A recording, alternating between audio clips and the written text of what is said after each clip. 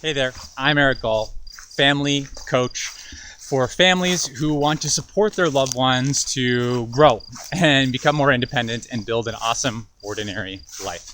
So in this video, I'm going to talk about how to motivate your loved one. And I'm going to keep it real simple, give you just a couple underlying things around what might be blocking our loved one or blocking us from kind of getting started and supporting our loved one to get motivated. And then I want to give you an idea that you can try out. When we're thinking about supporting our loved one to grow and to grow their independence, one of the most common things that comes up is like, well, my loved one, they're not interested, or they don't want to, or, I've even caught myself saying this before is, well, my sister's just lazy, right? And maybe you can resonate with that.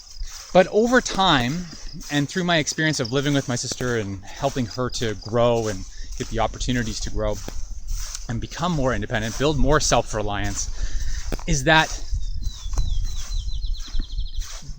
what seems like a lack of desire in terms of wanting to learn or do things for herself, for my sister, for her to do things for herself, I came to learn that that's not her fault. So it wasn't fair for me to be pointing the finger and saying, you're lazy, or, you're not motivated, right?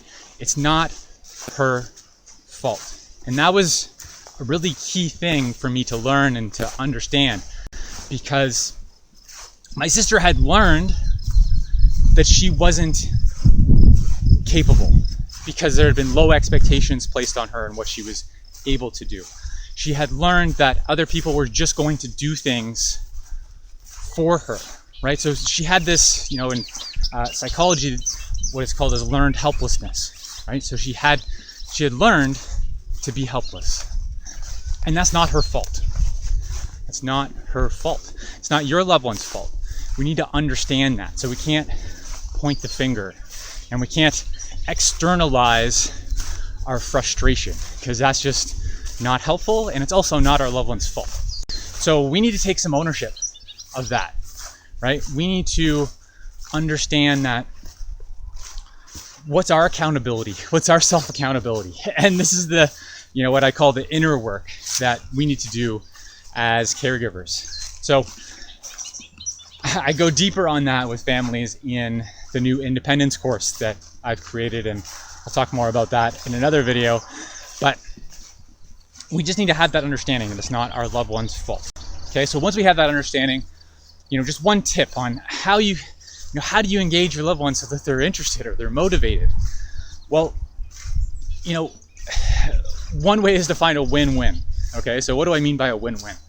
Well, through conversation with our loved one, understanding where their interests are, what they might be interested in, having them commit and sign up for something themselves rather than us telling them to go do something, right? And then make sure they have enough support so that they're able to make a little progress with the effort that they're putting in, right?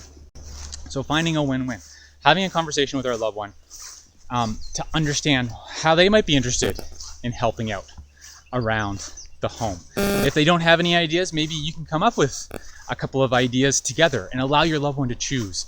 Allow them to have some ownership rather than just us telling them to do something. And the win for you is if your loved one's making some progress, right? If they're starting to grow a little bit, right? That's a win for us as a caregiver. And there's so many benefits in that, including, it leads to the next potential opportunity or win.